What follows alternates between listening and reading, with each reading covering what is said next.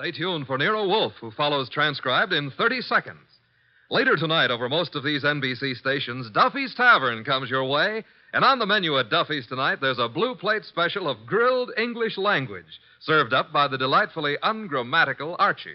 Plus laughs garnished with chuckles, brought to you by Archie's remarkable crew. There's no cover charge at Duffy's Tavern. Just keep your dial tuned to NBC. And this Sunday means another broadcast of The Big Show. Your guests include Fred Allen, Douglas Fairbanks, Danny Thomas, and many, many more. Tallulah, of course, is your hostess on The Big Show. Ladies and gentlemen, that phone bell means adventure. Hello? Hello? The young man answering the phone is Archie Goodwin. The mountain of a man engaged in deep thought in the oversized armchair is Nero Wolfe. Mr. Wolfe, we've got a case. I'm not sure whether somebody's going to kill a rabbit or a rabbit is going to kill somebody, but either way, it's going to be murder. Please, Mr. Wolfe, even orchids have to eat. Phooey. Yes, sir, Mr. Wolfe will take the case. As a matter of fact, he's working on it right now. Money, work. Bah. Huh. Greatest detective in the world. Only trouble is, he is.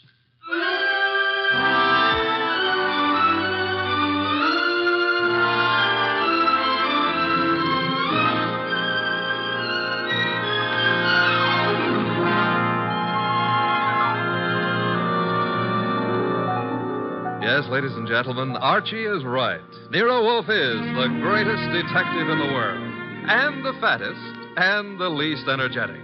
Nero Wolfe, created by Rex Stout, and brought to you over this NBC network in a new series of adventures by Mr. Sidney Greenstreet.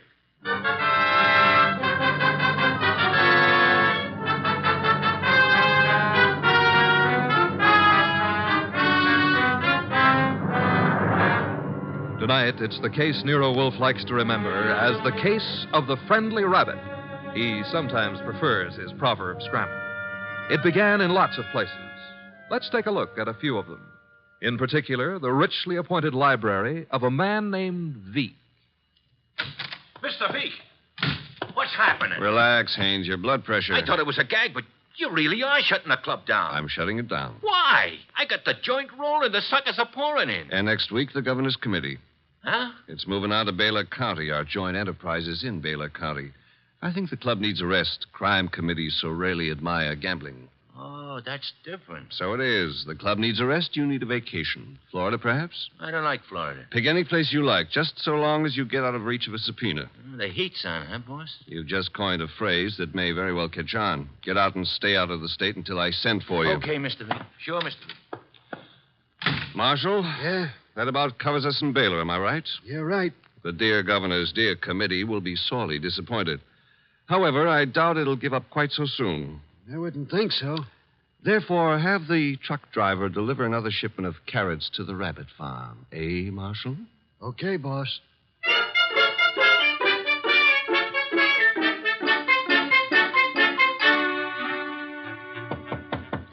Come in, Williams. Good afternoon, Governor. Good afternoon. Williams, I'm disturbed. The crime committee, sir? It was doing well, very well. And then I know, sir. there's a leak. Someone is passing on confidential information. Who? That's the problem. Who? Started 3 weeks ago. A three-man committee, Wilson, McCarthy, Tolliver. One of them, Williams? I'd stake my life, sir, no. Then who? You've forgotten Collier, committee secretary. You have reason to suspect him? No, nothing that means anything. Except... You do suspect him. And he's been watched, telephone calls checked, mail. I have no reason to suspect him. Except that one thing bothers me. What's that? He has a small farm in Greendale County. He rarely went near the place in all the time he's been up here at the Capitol. But that suddenly changed. 3 weeks ago? Yes, sir. He's been staying at the farm for 3 weeks. Is there anything unusual about that farm? Nothing unusual. Except Jimmy Collier has gone in for raising rabbits.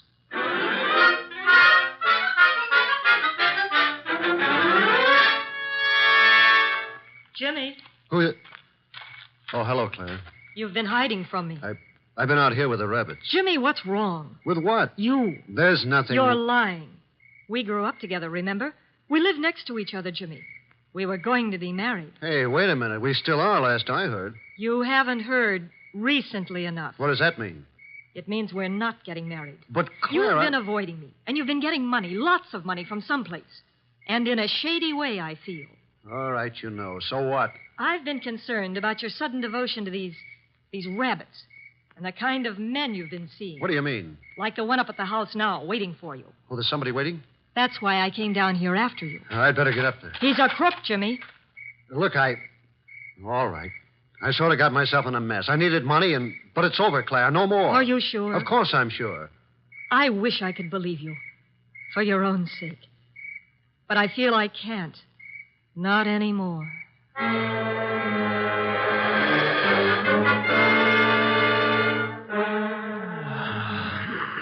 Archie, Yes, Mr. Wolf. either stop breathing so heavily or Take the evening off? stop breathing. Old Dr. Tidmouse wouldn't approve of that. Who in blue and assorted blazes is old Dr. Tidmouse? My family doctor. Mavis kept your puny mind, but you don't have a family. Answer the phone. Oh, but it might be a case. It might be very important. It might mean work, Mr. Wolf. Archie, WORK. You've got millions in the bank. Why worry? confound you. Do you want me to answer that phone myself? Now you've got me. No, Mr. Wolf. Couldn't let you knock yourself out lifting a telephone receiver. Nero Wolf's office, Archie Goodwin speaking. What? Wait, Mr. Wolf is to go up to Greendale at... Oh, now, look, friend. Mr. Wolf does not go anywhere, and that includes Greendale. He wouldn't stir out of the house for anybody short of the... What? I see. Yes, sir, in an hour. Goodbye. Mr. Wolf, brace yourself. You've got an appointment with a Mr. Williams at the Starlight Hotel in Greendale for 1 hour from now. You're insane. No, I'll admit I've been tempted. Sure, were it not for the fact that often the native hue of resolution is sicklied o'er with a pale cast of thought, Quoting Hamlet will get you no place. I would fire you. And then who would drive you to the Starlight Hotel in Greendale? I'm not going to Greendale. Nevertheless, in an hour you will be there. And who, may I inquire, says so? The governor of the state.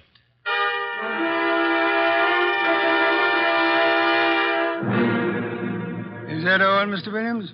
That, Mr. Wolf, is all anyone knows about the situation. Except the guilty man, of course. An admirably clear summary, Mr. Williams. Obviously, our meeting here at the hotel was necessary. I couldn't be seen entering your house, nor would it have been advisable for you to visit the governor. I can appreciate that. You're quite sure I need pay no attention to anyone on the committee except James Collier? Quite sure. Police surveillance of Collier is deemed unwise. He has suddenly taken interest in rabbits, but although keeping them may perhaps be considered suspicious, it is hardly in itself of value. You have no other evidence against Collier? I know we're clutching at straws, Mr. Wolf, but there is a leak and work is being nullified. Something must be done. Hence the governor's call for you. Very well, sir. I shall attempt to be more than a man clutching at a straw. I said attempt. Archie, unpack. We shall stay at Greendale near Collier and his rabbits.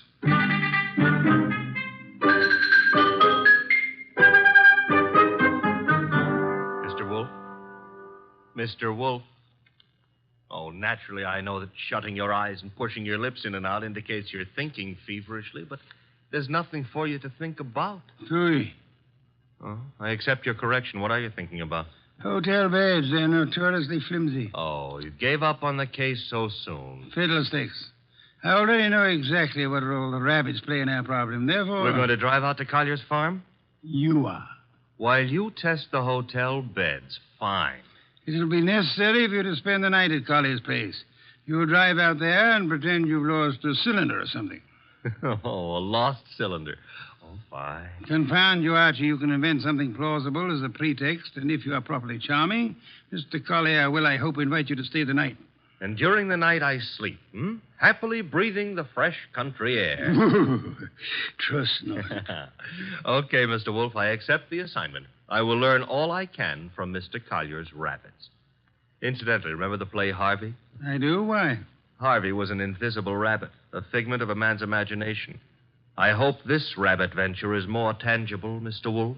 It is, Mr. Goodwin. Will you desist and depart? Okay. Oh, if anyone calls, just say I've gone out to Greendale to cross-examine a rabbit. Archie, I think you're going to be quite surprised. Yes.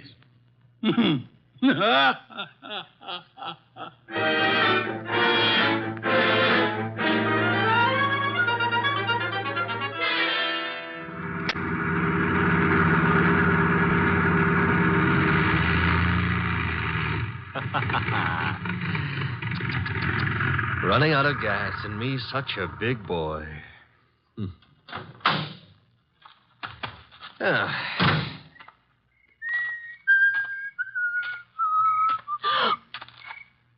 Hello. Hello? That tree a friend of yours? The tree? Yeah, the one you're clutching. Oh, I was leaning against it. It's an idea, but not a good one. Trees are notoriously skittish. The instant you really need one, they're out sowing wild oaks or something. You sound as if you know a lot about trees. Oh, I do. I was brought up in one. Look, now, if you really have to lean, I can recommend... No, thanks. Huh? I tried. Nice moonlight we're having. My name is Goodwin, and blondes call me Archie. I'm not blonde. Brunettes call me Archie, too. And what do redheads call you? Oh, we'll just skip that, huh? And your name is... Claire. Claire. I approve. Now, you may not believe this, but I have just run out of gas. You think I might wangle some up at your house? My house? You mean Jimmy's house? All right, I mean Jimmy's house. Well, I don't know. He might have some. Now, why don't we go up to the house and ask him? Well, all right. Mm-hmm. Jimmy who? Collier. Uh-huh. I like to be formal when I'm borrowing gas. Would you mind waving your left hand in front of my nose?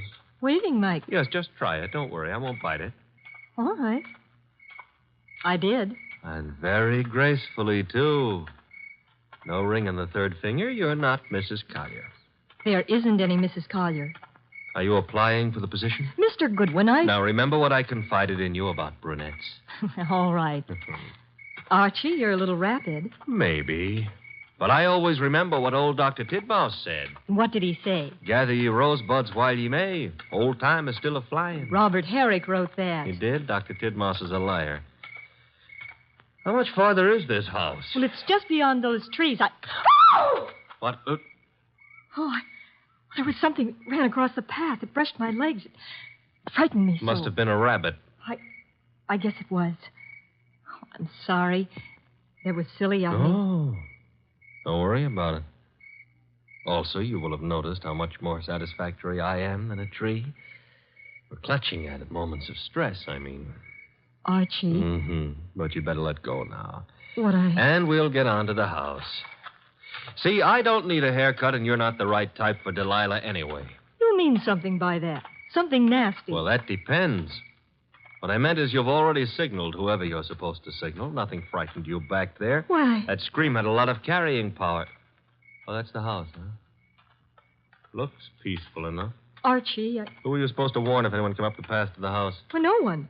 Something did frighten me. Honey, I've been lied to by experts, and you're not one. Think I ought to knock? No, we don't think I ought to knock. Dark inside, except for a handful of moonlight filtering in through the windows. Kind of early for Collier to turn in, isn't it? I wouldn't know. Let's go find out. Now, relax. Grandpa's making with the chimes. Time is, 10 o'clock.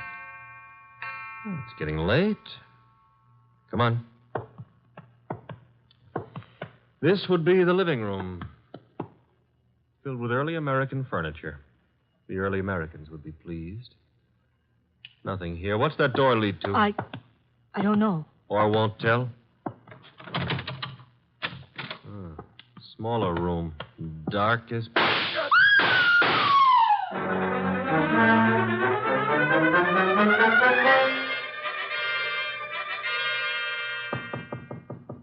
Come in.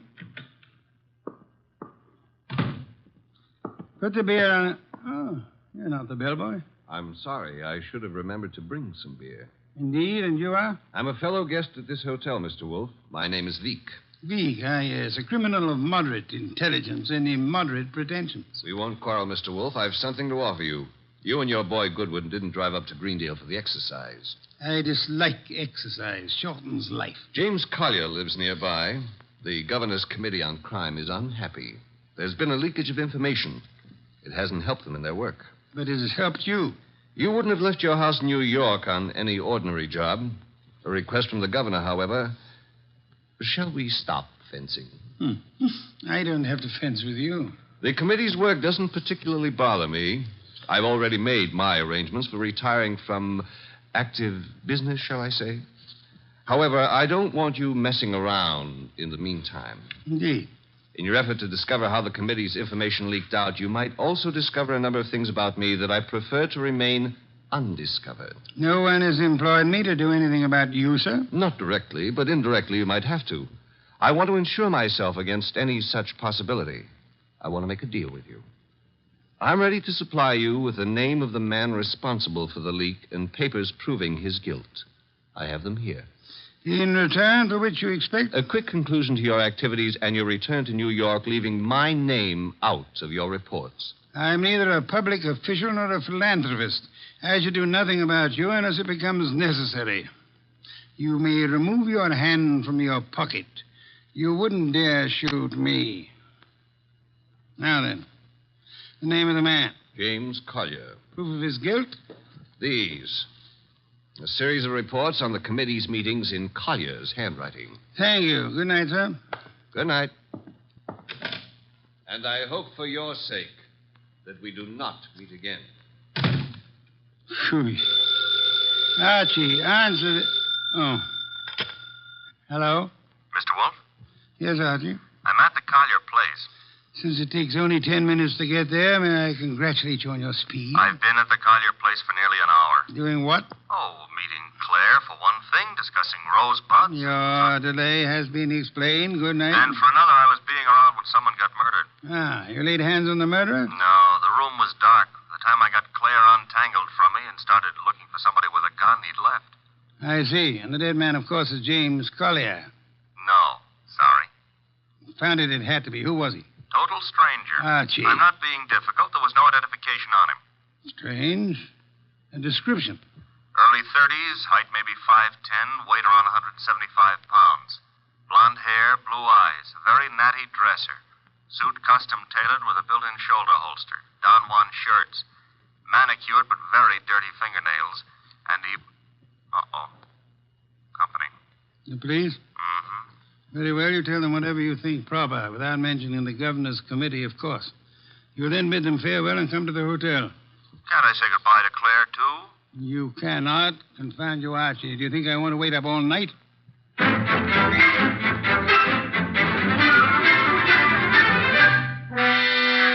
Police were not happy about letting me go, but I threatened to tell you on them, so they gave up. You have told me the entire story of what occurred at the Collier farm, Archie? Mm-hmm. All details. If you like, I wouldn't mind repeating the parts about Claire. Phooey. You may call it phooey, I call it love. By the way, did you know that it was Robert Herrick who wrote that poem? Confound you, be quiet. Okay, push your lips around, but you've missed something. I have? Mm-hmm. The burning question of the day. Night, rather. Which is? Where is James Collier? Ah. Stop buying. The cops want him on suspicion of murder. The way it shapes up, he shot our unknown pal and then headed for the nearest border. Nonsense. Mean he didn't shoot our unknown pal? I mean Collier's whereabouts are not a mystery. You know where he is? I know where he is. I don't believe it. You couldn't know. You haven't been out of the hotel. You haven't had any calls. Archie, I use my intelligence. If you had used yours instead of voting the girl... I still wouldn't know where Collier is. Never mind. I'm impressed. What do I do now? You get Mr. Veek on the phone. Huh? He's staying here at the hotel. Oh, old home week. Operator. Mr. Veek, please. Hello? Hello, Mr. Veek? Who is this? Mr. Wolf wants to speak with you. Just a second. Here you are, sir. Thank you. Mr. V, where were you at 10 o'clock? Why, on my way to the hotel. You checked in at... 10:15, then came directly to your room. One other question. You have an employee, a man in his early 30s, blonde-haired, blue-eyed, and well-dressed. Am I correct? Yes, that is Marshall. No, that was Marshall. Good night, sir. Having done that, whatever it meant, we now go to sleep? Away, we go to the Collier farm. Okay, but why? Because, Archie, The time has come to cross-examine the rabbits.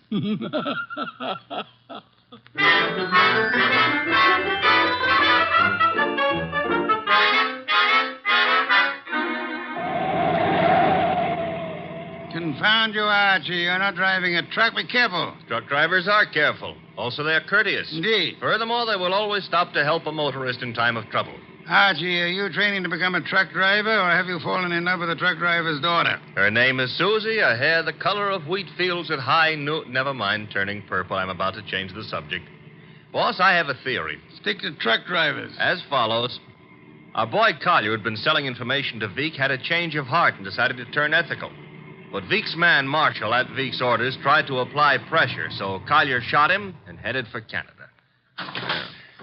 And the girl's roll. Was to brighten my life. Oh, you mean about her playing sentry? Well, she's in Veek's employ, too. Phooey. Don't like my theory. It's charming. It merely happens to be wrong. Merely happens to be... Why is it wrong?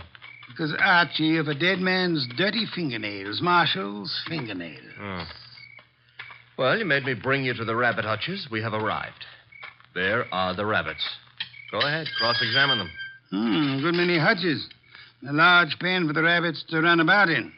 Notice that they're all cowering at the far end of the pen, ran as we entered. That's because they don't like us, maybe, huh? One of them, however, seems to be friendly. The one up here, and at the corner opposite us. Oh, yeah, there is one here. He's not friendly, Mr. Wolf. Indeed? He's dead. Somebody stove in his skull. Interesting. What's interesting about a dead rabbit? He may be dead now, Archie, but he was friendly. Too friendly.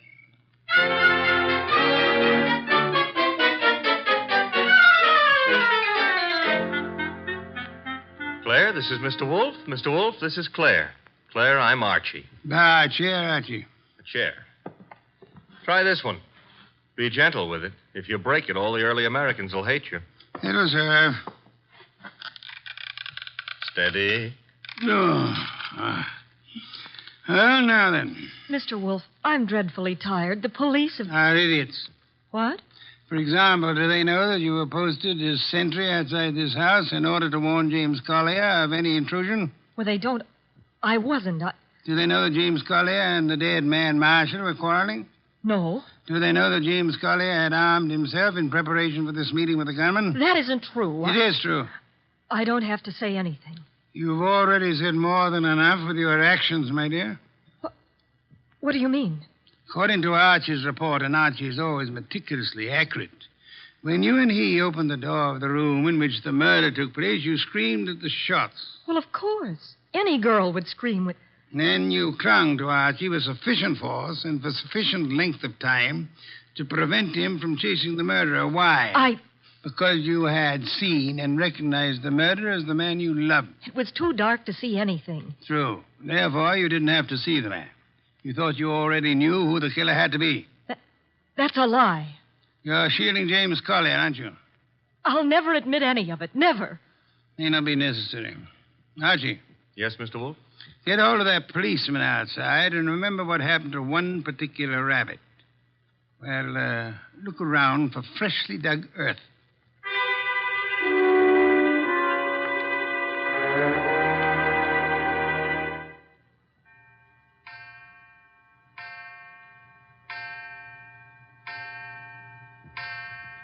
Midnight.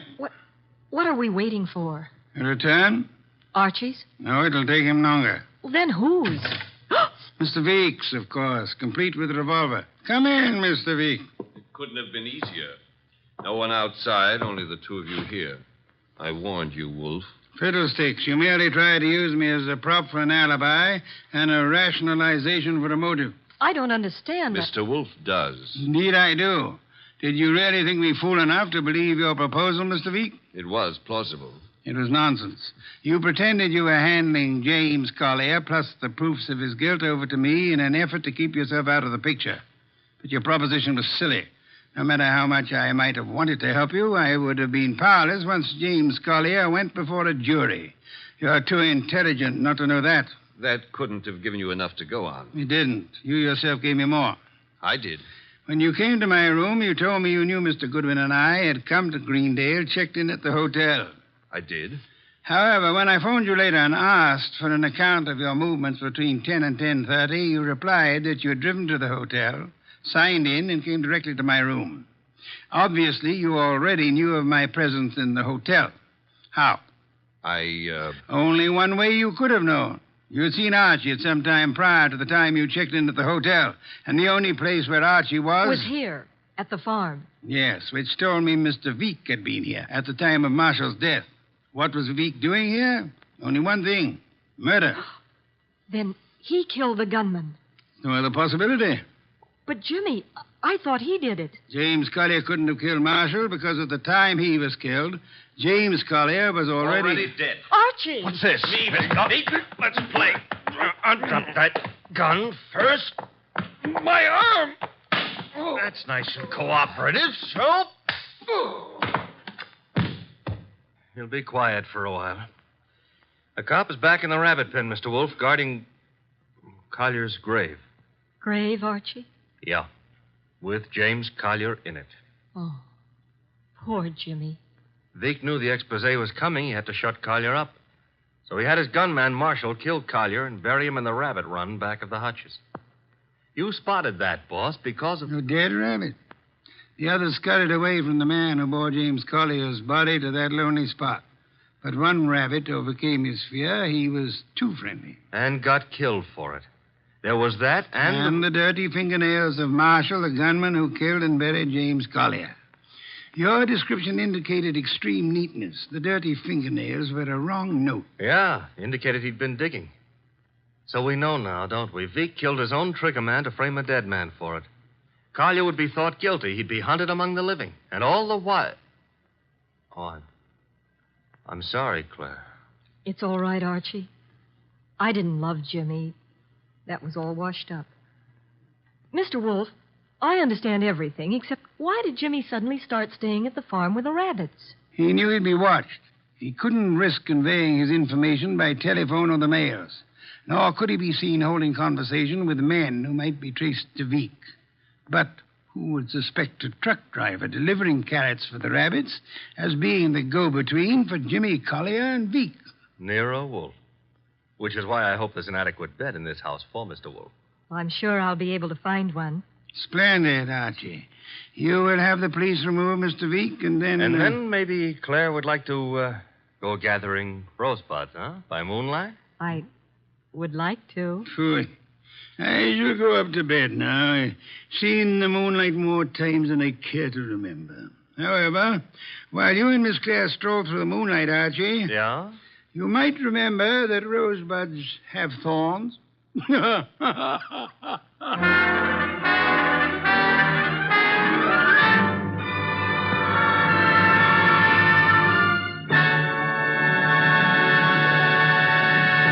You have been listening to The New Adventures of Nero Wolfe, starring Sidney Greenstreet.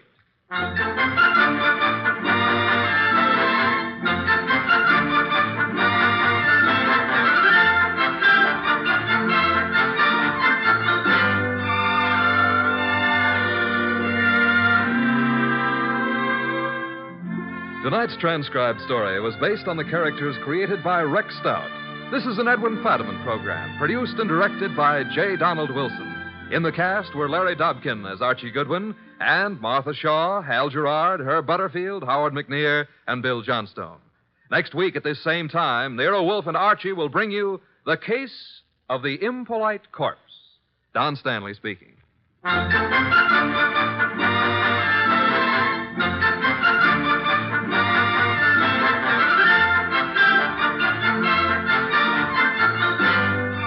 Three chimes mean good times on NBC. There's no cover charge at Duffy's Tavern. Just keep your dial on this NBC station this evening as Archie the Manager, played by Ed Gardner, and his remarkable friends serve up another blue plate special of grilled English language, fresh laughs and whimsy a la mode.